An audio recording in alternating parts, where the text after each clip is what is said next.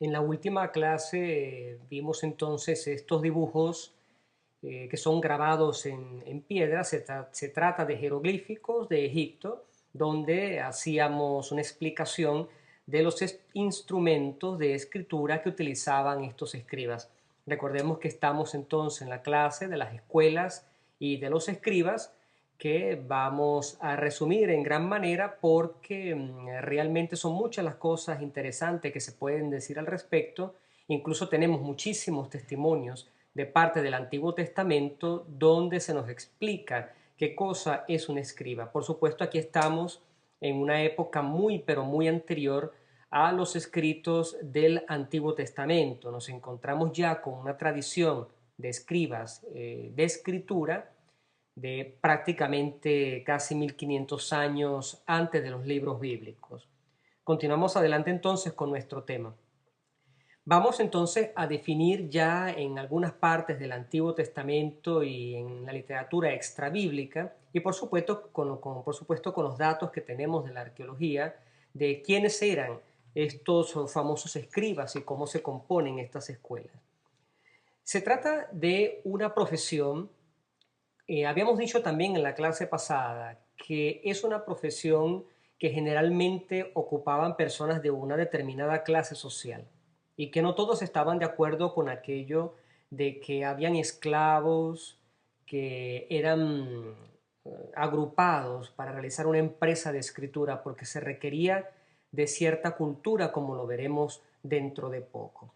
Él escribe entonces, según como lo reporta el segundo libro de los Reyes y también el profeta Isaías, se trataba de un alto funcionario. Y es que efectivamente, desde Babilonia, pasando por Egipto, vemos cómo en la tierra de Canaán, en Palestina, en el antiguo Israel, existía también esta función del escriba dentro de la corte o en los círculos del emperador, en los círculos del rey. Bueno, lo cierto es entonces que el escriba pasó a ser durante muchos siglos un alto funcionario de la corte de los reyes y de los emperadores, porque eran precisamente las personas encargadas de poner por escrito, por ejemplo, mandatos de parte del emperador o realizar algunas comisiones o enviar mensajes, hacer de escritores de cartas para comunicarse con otros representantes de otros estados. En el libro de Esdras, y aquí tenemos un dato interesante, se verifica como un experto en las Sagradas Escrituras, Esdras 7:6, y precisamente nos detendremos un poco con respecto a este grupo particular de escribas que en el tiempo de Esdras se comenzó a formar. También en el libro de Nehemías, en el libro del Ben Sirá, es decir, en los libros ya tenemos un recorrido, los libros proféticos, los libros históricos, pero también en los sapienciales, tenemos la figura del escriba como el líder de una comunidad. Es una persona que lideraliza la comunidad. Se trata entonces de una persona que es un guía. Diremos también que cuando en la antigüedad nace esta función del escriba, estaba muy ligado al culto, por un lado. Por otro lado, al aspecto más civil de ayudar a los reyes, a los emperadores en cuanto a la administración del reino. Recordemos que precisamente escriba significa algo así como contador, del verbo contar. Y es por eso que entonces estaban capacitados, como también lo dijimos al inicio de la clase, de realizar cálculos de construcciones, algo así como un ingeniero civil o un arquitecto.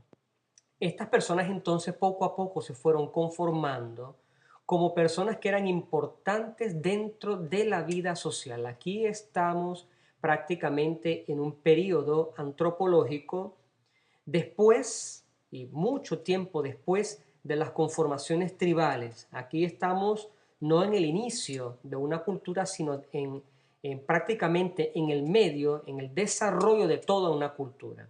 Recordemos que se pasa de las tribus a la sociedad, a las ciudades. El escriba tiene sentido solamente cuando en el aspecto cultural, antropológico, el hombre pasa a un tipo de civilización parecida a lo que nosotros conocemos con el nombre de las ciudades. También aparecen los escribas como copistas y custodios del texto, obviamente sagrado. Vemos en el tratado Soferín del Talmud, cuando hablamos de los Soferín, y ya aquí podemos comenzar ya a hablar acerca de ellos, hablamos del grupo de los copistas que nacen con el tiempo de Esdras. En el tiempo de Esdras, ya a partir del texto sagrado, Esdras 7:6, vemos que el copista, el escriba, es un experto en las Sagradas Escrituras. En este tiempo nacen un grupo de personas, copistas, manuenses, escribas por excelencia, que llamamos con el nombre de los soferín. Soferín es una palabra que está en plural. Significa precisamente aquella persona que está capacitada para colocar por escrito el texto bíblico, pero de una manera particular que voy a explicar en este momento. Los soferín se conforman como un grupo de personas, casi como una secta privilegiada, que era la que tenía contacto exclusivo con la palabra de Dios. Así, viéndolo, digamos, superficialmente, aunque es un tema fascinante, los soferín se conforman como un grupo de copistas de manuscritos de la palabra de Dios que eran sumamente meticulosos, podemos decir hoy en día escrupulosos, pero de manera, para nosotros los occidentales de este tiempo, de manera exagerada, en el sentido de que tenían como regla principal que no podían cometer errores. Cero errores. Cometer un error en la copia de un manuscrito era cometer un pecado mortal. Repito, para nosotros, los occidentales de estos tiempos, tal vez ese tipo de mentalidad era un poco exagerada, sin embargo forma parte de la historia y como tal debemos estudiarla. Eran tan escrupulosos cuando escribían la palabra de Dios que incluso contaban cada letra y cada palabra que ellos escribían. Esto no pienso que lo haga ningún escritor hoy en día, ni siquiera cuando hay una edición de la palabra de Dios. No existe discúlpenme la palabra, este fanatismo, al menos visto así en el día de hoy. Hoy en día sería visto como un fanatismo. Nosotros debemos, no solo por respeto a la cultura y al tiempo, respetar ciertamente a este tipo de personas con este tipo de mentalidad. Es un deber nuestro. Nosotros debemos respetar ese tipo de obrar en el pasado. Lo que quiero decir es lo siguiente. Los soferín tenían como regla principal el no cometer errores. Y eso era lo que hacía amar la palabra que ellos estaban escribiendo. Prestarle una atención particular.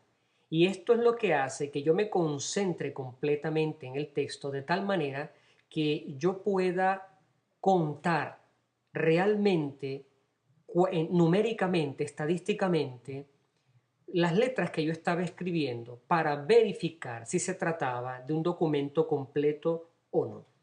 Tanto era esta meticulosidad que ellos ejercitaban sobre la Sagrada Escritura, que si un manuscrito completo, porque luego estaban las personas que verificaban el manuscrito, se supone que los soferín eran personas muy competentes.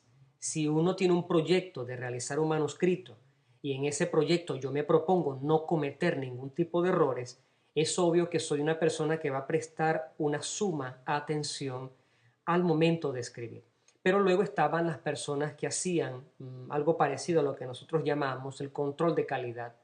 Es decir, las personas que verificaban que este manuscrito estaba bien escrito, que no le faltaba una letra, que contaban todas las letras del manuscrito para ver si el manuscrito estaba completo. Una manera que para nosotros hoy en día parecería como exagerada. Bueno, si ellos agarraban, o los mismos manuenses, los mismos escribas, los soferín, o la persona que revisaba los manuscritos, se daban cuenta que había una letra que faltaba, o que había una letra que no faltaba, pero que estaba, entre comillas, y luego explicaré por qué, mal escrita, se desechaba el documento completo. No se procuraba borrar la letra, sino desechar el manuscrito completo. Un trabajo, entonces, de meses desechado por el simple error de una letra mal copiada. Antes de escribir, y esto es un aspecto tal vez simpático para nosotros hoy, curioso, diríamos más bien, cuando ellos escribían una palabra, la debían pronunciar en voz alta. Cuando ellos estaban en el proceso de escritura, el sumo cuidado que se debía tener en la escritura los llevaba al límite, al extremo, de pronunciar primero con la boca, en voz alta, la palabra que iban a escribir. Era considerado no un error, sino un pecado mortal escribir la palabra en el manuscrito de memoria. Supongamos, los soferín eran personas que eran expertos en las Sagradas Escrituras, conocían a memoria casi el contenido, la mayor parte del contenido de un libro. Era una cosa impresionante. Eran prácticamente unos genios de la época. No todo el mundo podía realizar este tipo de trabajo, pero también con práctica, con mucha práctica se puede lograr aprenderse gran parte de un libro sagrado. Ellos sabían el texto de memoria, pero no podían escribir el texto de memoria. El proceso, más o menos, era así. Veían la palabra o la frase, luego decían en voz alta la palabra que tenían que escribir y una vez pronunciada la colocaban por escrito. Repito, copiarla de memoria o copiarla sin pronunciarla era considerado entre el círculo de los soferín como un pecado grave y realmente era un manuscrito que no seguía las directrices de lo que llamamos nosotros el Tratado de los Soferín, que es realmente un tratado bastante curioso, porque se trata de toda una serie de reglas de las cuales estamos hablando, de algunas de ellas, en este momento. Por ejemplo, cuando se escribía el nombre de Dios, cuando debía escribirse alguna referencia a Dios y especialmente su nombre santo, el tetragrama, las 4 consonantes que nosotros pronunciamos como Yahvé, ellos no podían pronunciar el nombre de Dios, obviamente. Decían otra palabra. No tenía una pronunciación esas 4 letras que nosotros transliteramos prácticamente con la letra Y, H, W, H, que pronunciaríamos Yahvé o lo que es lo mismo, como dijimos en clases pasadas, Jehová. Es prácticamente lo mismo. Bueno, cuando llegaban al momento de escribir el nombre sagrado de Dios, limpiaban la pluma, limpiaban el material de escritura, limpiaban la pluma, limpiaban la punta de la caña, porque tenía que escribirse con una nueva tinta. Limpiaban bien, como vimos anteriormente, tienen unas vasijas donde estaba la tinta, con una tinta nueva, se debía escribir el nombre de Dios. Cuando mucho más adelante se agarran los textos bíblicos, nos damos cuenta que al menos en 134 pasajes, una estadística, hay personas que han contado, que viene ya de la tradición de los masoretas, y viendo pues los manuscritos hoy en día, hemos contado 134 pasajes donde los mismos soferín cambiaron el nombre de Yahvé, las 4 consonantes que forman lo que nosotros conocemos como Yahvé, lo cambiaron por Adonai. No siendo esta la palabra que aparece en los originales hebreos en cuanto a los manuscritos, en cuanto a los testimonios visibles, pero se permitían, por la escrupulosidad de no pronunciar el nombre de Dios, escribían Adonai. Los masoretas, entonces repito, se dieron cuenta de este tipo de correcciones y hablaremos dentro de poco acerca de estos masoretas. Ellos hicieron entonces unas anotaciones en los márgenes, recuperaron la palabra Yahvé dentro del texto, pero una palabra que no se pronunciaba como tal. Ya habíamos dicho que cuando aparecía Yahvé se tenía que decir Adonai. Los masoretas, que fueron los que colocaron esa serie de puntos y palitos que procuran la pronunciación vocálica de las consonantes, porque el texto es consonántico, el del hebreo del Antiguo Testamento, los masoretas, dándose cuenta de este cambio de Adonai, porque realmente en los textos originales no se escribe generalmente Adonai en el puesto donde estaba Yahvé, cuando estos grandiosos estudiosos de la ley y comentadores de la ley, como son los masoretas, se dieron cuenta de estos errores, recuperan dentro del texto sagrado el nombre de Yahvé, pero colocan en un margen que los soferín habían cambiado esa palabra por la palabra Adonai. Los soferín hacían también cambios porque dentro del texto sagrado, porque pensaban que algunos textos bíblicos eran ofensivos. Recuerdo uno, pero lo veremos más adelante cuando, entre las últimas clases, cuando hablaremos acerca de los diversos errores de los copistas, porque hablar al final del semestre de ese tipo de errores ya nos abre un poco más el horizonte, teniendo lo que estamos hablando ahorita como base. Hablaremos, por ejemplo, de un versículo donde aparece que Dios se colocó delante de un personaje, de un hombre. A los soferín les pareció irreverente que Dios tenga que colocarse delante de alguien y cambiaron la frase diciendo que este alguien estaba delante de Dios. Porque los soferín pensaron en ese momento que Dios se colocara delante de alguien era como rebajarle su autoridad. Cuando en el Antiguo Testamento los soferín leían algo que tenía que ver con algún tipo de antropomorfismo con respecto a Dios, ellos trataban de modificar ligeramente la idea. Los masoretas se dan cuenta de estos cambios y realizan las anotaciones al margen. Por ejemplo, voy a dar un ejemplo fantasioso simplemente para que entendamos en este momento qué cosa es un antropomorfismo. Cuando se habla de la mano de Dios, nosotros sabemos que Dios no tiene mano, Dios no necesita una mano. Que Jesucristo se haya encarnado y haya tenido dos manos es otra cosa. Eso es otro capítulo. Dios no necesita manos. Dios no necesita un cuerpo. Que Jesucristo se haya encarnado, eso es otro capítulo que no estamos hablando en este momento.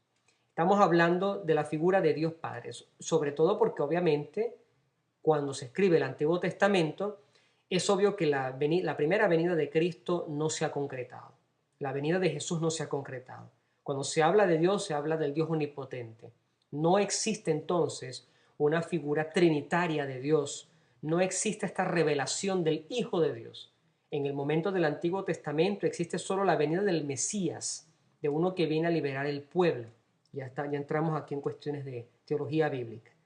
Y entonces cuando en el Antiguo Testamento se hablaba de Dios, los autores habían escrito antropomorfismo para que el lector entendiera más o menos de qué se trataba. Cuando se habla, por ejemplo, del brazo poderoso de Dios, eso es un antropomorfismo porque Dios no tiene brazo. Cuando se habla de que Dios habla a su pueblo, es un antropomorfismo. ¿Por qué? Porque Dios no necesita hablar.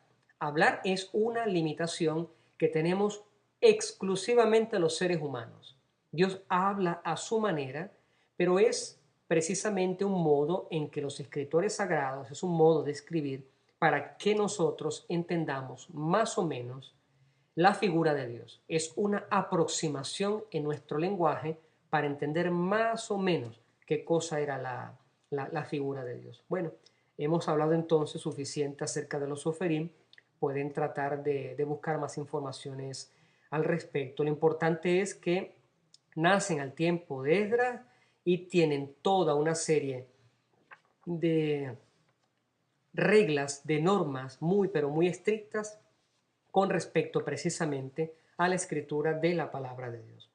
En el mundo helenístico es el mundo griego, el mundo un poco más occidental. Se dio una clase independiente de escribas que no eran sacerdotes. Resulta que cuando nacen los escribas, incluso estos mismos soferim, pertenecen sobre todo al ambiente del culto. Poco a poco, en la historia del antiguo Israel, los mismos escribas logran independizarse de la función sacerdotal. Mientras que antes eran sacerdotes, ahora se conforman en una clase independiente y incluso cuando en el Nuevo Testamento se habla de Jesús con las controversias, con los fariseos, se habla también de los escribas. Los escribas podían tener un acercamiento a los fariseos en el tiempo de Jesús. Sin embargo, aquí estamos como en arenas movedizas, porque el Nuevo Testamento nos trae diversas clases de personas. Antes no era así. Antes el sacerdote, el conocedor de la Sagrada Escritura, era a su vez el escritor de la Sagrada Escritura. Pero todo esto es realmente un proceso que, aunque sea muy interesante, lo que nos conviene saber a nosotros en este momento es que el escriba nace ciertamente en una clase sacerdotal, porque está muy ligado al culto, y luego se separa. Ya cuando Jesús viene, en el primer siglo, después de su nacimiento, la situación cultural había permitido que la clase alta de los escribas, que gozaban de fama, de conocedores de la palabra de Dios en medio del pueblo, estuvieran separados de las funciones sacerdotales. Algunas personas llamaban a estos escribas rabí, un rabino, maestros de la ley. Algunas personas, se tienen informaciones de esto, que llamaban a los escribas también los maestros de la ley. Por lo tanto, no es descabellado considerar como maestros de la ley, cuando Jesús habla de maestros de la ley, precisamente a las personas que transmitían el texto bíblico a través de la escritura. Ahora, la lámina nos explica un poco por qué se da este separarse, sobre todo en el ambiente helenístico, de la clase de los escribas, por qué se separa de la clase sacerdotal. Una primera explicación sería la secularización y la segunda la profesionalización. Estos dos aspectos no le corresponden directamente a la clase de los escribas, a la clase sacerdotal. Cuando se habla de secularización o de profesionalización, queremos decir que los escribas habían entrado en un nivel, la palabra que me viene a la mente en este momento es de organizarse como que si fueran una empresa. Esta es la razón, y para ganar ciertos dividendos, y sobre todo para especializarse aún más en cuanto al oficio que ellos realizaban, que no es otra cosa que la escritura de la palabra de Dios. Cuando hablamos entonces de secularización y profesionalización, ya estas dos palabras nos da una idea bastante clara de por qué de la clase sacerdotal se separa la clase de los escribas. Comienzan a ser independientes. Nosotros no podemos obviar también que puede haber, de cierta manera, una lucha de poderes de personas que querían realizar un oficio, eran competentes para eso, pero no se les permitía entrar dentro de la clase sacerdotal. Se profesionalizó el oficio del escriba y de alguna manera algunos que eran sacerdotes se secularizaron por cuestiones de intereses económicos, se pudiese decir, pero aquí estamos, por supuesto, hablando simplemente de conjeturas. Algunos que eran sacerdotes se secularizaron de alguna manera, crearon su empresa de escribas y fue así como poco a poco se fue separando, gracias a la profesionalización y a la secularización, la clase del escriba con la clase sacerdotal. En el Nuevo Testamento entonces a veces vienen llamados doctores de la ley y eran ciertamente, como Jesús lo sabía perfectamente, grupos de prestigio, no confundidos con sacerdotes, fariseos o saduceos, que eran un poco más personas que estaban ligadas al ambiente del culto, precisamente sacerdotes. Flavio Josefo habla de los escribas como personas que tenían una función literaria de un alto nivel social y de relación con el poder. Es verdad que hay muchas personas que critican a Josefo, pero hay informaciones que vienen de sus libros. Josefo no es un santo, es un histórico más o menos del tiempo que a partir de la muerte de Jesús comienza toda una producción, está en el ambiente de la corte, de los procuradores, en el ambiente del poder. Y obviamente él identifica a las personas de los escribas con personas que tienen una función literaria, de producción literaria, de alto nivel social y de relación con el poder. Y aquí no podemos descartar también la lucha de los poderes, por ejemplo, entre los escribas y los sacerdotes y los saduceos. Pero esto no es materia de nuestra asignatura. En la tradición apocalíptica, y así es una idea bastante superficial, porque esto pertenece a otro tipo de asignaturas, como por ejemplo la asignatura de la profética, de los profetas. La tradición apocalíptica, nosotros tenemos varios géneros en la Sagrada Escritura. Uno de esos géneros es la apocalíptica. La apocalíptica no es la destrucción del mundo, la apocalíptica es un mundo nuevo con la venida del Mesías. Tenemos un libro que nosotros no conocemos porque no pertenece a nuestro canon, no está aceptado como un libro sagrado, que es el libro de Enoc. En el libro de Enoc, de tradición apocalíptica, el mundo nuevo, la venida del Mesías, Enoc es el escriba justo que tiene acceso a la palabra de Dios, a los libros y a las tablas celestiales. Y precisamente dentro de la tradición apocalíptica tenemos el primer libro de Enoc, son varios libros de Enoc, y el libro de los jubileos. Aquí tenemos las citas de estos libros que nosotros llamamos apócrifos del Antiguo Testamento, donde se habla precisamente de Enoc como un escriba justo que tiene acceso a las palabras de Dios, está en contacto con Dios por inspiración, a los libros y a las tablas celestiales. Es un concepto de lo que es el verdadero escriba. El escriba, en la tradición apocalíptica apócrifa, es una persona que tiene acceso a la palabra de Dios. En cambio, en la tradición rabínica, que es prácticamente el inicio de nuestra tradición, Moisés y Esdras son los dos escribas por antonomasia de Israel. No por nada se pensó hasta hace poco se pensó que Moisés había escrito los 5 primeros libros de la Biblia.